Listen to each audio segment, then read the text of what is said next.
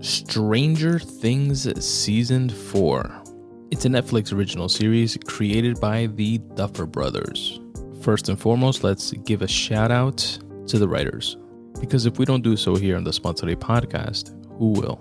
Shout out to Matt Duffer, Ross Duffer, Paul Dichter, Kate Treffry, Jesse Nixon Lopez, Caitlin Schneiderhan, Justin Doble, Curtis Gwynn, Jessica Mecklenburg, Allison Tatlock, and William Bridges.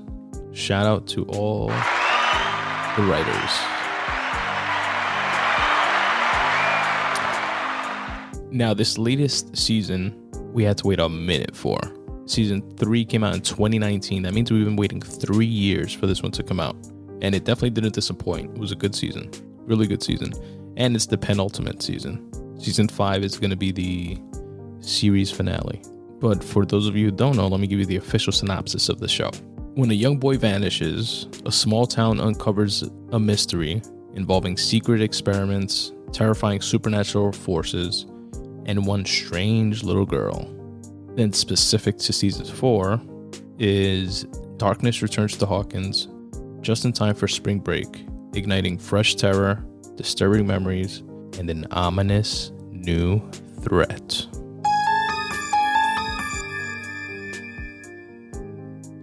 And one of the interesting things of, a show taking so long to come back in between seasons is that especially if it's a cast of like young actors, that the kids grow up. They were in like elementary or like middle school. Now they're like high school looking. They're obviously older, like the actual actors. I think they're like 18, 19, 20, some of them. But they're all playing like young high school kids.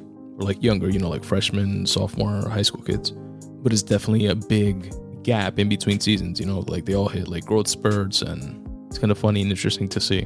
And interesting in the sense that the writers have to account for that, right? They have to have continuity between the previous season and the current season, but also make the content age appropriate for, to reflect how they look now and like the stage in life that they're in now. So being 3 years since season 3 aired, there have been a ton that I forgot about, including like Hopper apparently dying. Hopper is the character played by David Harbour. He plays like the town sheriff that becomes the guardian of 11, played by Millie Bobby Brown. And at the end of season 3, there was like this huge big explosion thing with Elle defeating like the monster from the Upside Down. Hopper just disappeared, became dust, but he was actually somehow transported to the other side of the world in like Russia or some shit. He was in Russia, which we find out here in season 4. And then the kids were kind of like split up. Elle then was taken into custody by Joyce, played by Winona Ryder, which is the mother of 2 of the main characters, which are brothers, Will and Jonathan Byers. Will played by Noah Schnapp, and Jonathan played by Charlie Heaton. And they relocated, they left Hawkins, and all the other kids were still in Hawkins. So that's like setting the stage for season 4. Elle also lost her powers, which is like a whole other story arc that we go through this season, with her having to entrust the same people that her, like quote unquote papa, and like the people that were experimenting on her and all the other kids that have powers and shit, in order to like regain her powers to fight this like new ominous force that started to show up. So we see pretty much where like all the kids and like the main characters are now, and dealing with their like high school drama type of things, and like trying to fit in and becoming popular, and into different cliques, dealing with relationships and that kind of stuff. But then this really powerful force, this creature, the villain for the season, named Vecna from the Upside Down, is becoming more powerful and prevalent and starting to kill people. And in him doing so, we start to get introduced to different characters, like a character that I like this season called Eddie Munson, played by Joseph Quinn, who plays like this older kid that Dustin Henderson, played by Gain Matarazzo, that he looks up to And he's like an older kid, but he's into like Dungeons and Dragons and stuff like that too. It's like a goth kind of clique, but he had a pretty cool character this season. And these murders start happening around town. In Dungeons and Dragons back then, it's like demonized as like this cult and satanic like type of thing, and the town starts like turning on this guy, also because one of the characters winds up dying at his house. He lives like in a trailer park, and he's like kind of like this outcast already, like him and his family.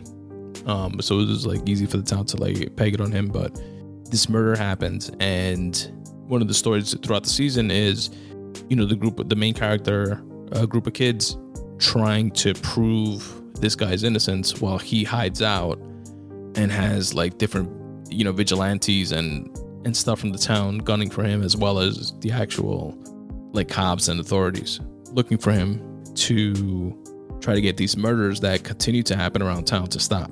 And they still think that it's him. Meanwhile, the crew is starting to figure out that it's, a force from the upside down, and it's not their friend. And they're all separate, but have to figure out how to fight this force like their own way.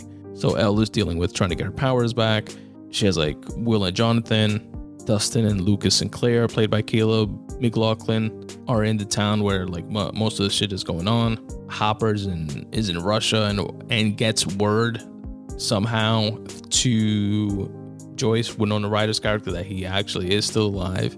And she's going through this whole journey to like go to Russia and like try to break him out of like a Russian prison that he's in by paying off some guards that say that they'll be able to help him break out.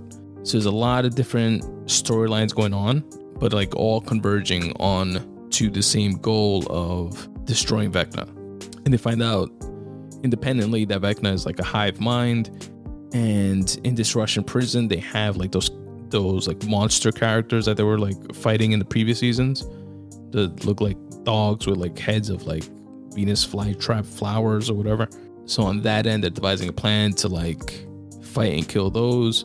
11 is trying to get her powers back and get into Vecna's head to like fight him while he's trying to take over and kill Max Mayfield, played by Sadie Sink. And then a bunch of the others are actually going into the upside down to try to get to Vecna's lair and like burn it and kill him. So it's like a multi-pronged approach. And a lot of cool shit happened this season. It kept you engaged, kept you into it, following all these different storylines and seeing how each of them were going to end up and how they were going to converge. Erica Sinclair's character, played by Priya Ferguson, is awesome. She's like a badass and like an unapologetic smartass, and like she's like the youngest of the crew and somehow one of the most mature at the same time. It's just really funny.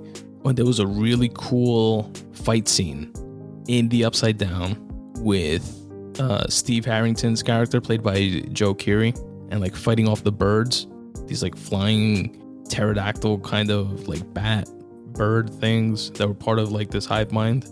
Like the way that scene was shot was pretty dope. That's definitely something that stood out. Oh, there was a scene with 11 where her papa, quote unquote, which is the scientist guy, Dr. Brenner, played by Matthew Modine, who was like the head of that like scientific testing they were doing on these kids to like give them powers or whatever. There was a scene where he gets shot and like taking his dying breaths, and he's asking 11 to say that she understood, why he did what he did or whatever, that he never meant bad. He like wanted good things for her, but she needs to understand. And it was like the scene where I expected 11 to like just say, yeah, I understand or whatever, before he dies. But she showed like this dope ruthlessness in not giving him the satisfaction and just saying goodbye, Papa. Him just dying there. That was a pretty cool scene. What else do I have here? Oh, Vecna as like a character, as like a bad guy. I definitely liked him more than like the previous bad guys. The previous bad guys were, I don't know, like kind of ethereal wouldn't be like the right word, but they were, I don't know. I like the personification of Vecna. Aside from he has a really cool backstory of how he was number one You know, 11 is number 11. She's like the 11th kid that was like experimented on or whatever. The number 1 kid, which supposedly died or disappeared or whatever, that we never hear about, it's revealed that is this Vecna character. Like he wasn't dead after all. So he has like that dope backstory, but I just like his, like visually, the way Vecna looked. Like the other things, like those creatures and like the smoky kind of big, huge spider looking thing, it's kind of like, it seemed like so over the top monstery that, I don't know, it's like, it's lost on me. You know what I mean? It's kind of like, yeah, you like so huge and gigantic and like, rah, you know, it's kind of like, eh. But Vecna was more, you know, it was like the shape of a person, kind of reminiscent of like Freddy Kruegerish a little bit, especially with the clocks and like the dreamy kind of space that he lived in the Upside Down. And I don't know, I just found it like that much more ominous and like scarier. I guess because he just seemed like more like a realistic kind of monster, if you will, if that makes any sense. Oh, and there was actually this one line that resonated with me from a scene where Hopper was in prison, in this Russian prison, with the guard that was supposed to help him escape, that wound up getting betrayed by his partner, and then he wound up in jail with Hopper. They're like confiding in each other, you know, just speaking about growing up and kids and having kids and stuff like that. And Hopper has this moment of self-reflection, and he says something to the effect of, maybe we resent our fathers so we can become something of our own. And, you know, he's speaking to that rebellious phase that we all go through, where usually around the teenage years, where we know it all and we think we know best and better than our parents and elders and other folks around us trying to school us. And I thought that was an interesting way to look at that dynamic in that type of relationship, where it kind of acts as that mechanism of kind of like propelling you to become your own person, to do your own thing. I don't know. I just like that line. And it was an interesting perspective. But yeah, it was definitely a dope season. I recommend checking it out. Hopefully for the 5th and final season, it doesn't take, you know, another 3 years. I highly doubt that it will. I'm sure the pandemic had a lot to do with, you know, like shooting schedules and like setting things behind, but definitely looking forward to see how they wrap up the series. It's been a really good series, popular series for Netflix, and I'm sure they'll do it justice. And they left it off on a cool cliffhanger with how after 11 pretty much fucks up Vecna, Will, who is still somehow able to like feel like the Upside Down from like when he was in season 1, like trapped in there, he lets them know that, you know, he's not dead. He's really hurt, but that Vecna is not dead. And for some reason, and I felt this way like for season 2, 3, less for season 4, but I always felt like Will was gonna like turn, and I don't mean turn gay, which he apparently is in love with his friend Mike, which is played by Finn Wolfhard. I definitely picked up on that before they made it like really obvious in one of the scenes. But I thought that there was gonna be like some sort of reveal with him like being bad or you know, like still having monsters in him like take over him or some shit. Like I felt like that was gonna be a thing, but it hasn't been, and I doubt they would do it for, you know, like season 5, especially like to end the series. But yeah, it's gonna be interesting to see how like that plays out. Maybe he's gonna turn out to have like powers or some shit like because of it, but I don't know. We'll see. Anyways, Stranger Things season 4 was a dope season. Check it out if you haven't already. Streaming now on Netflix.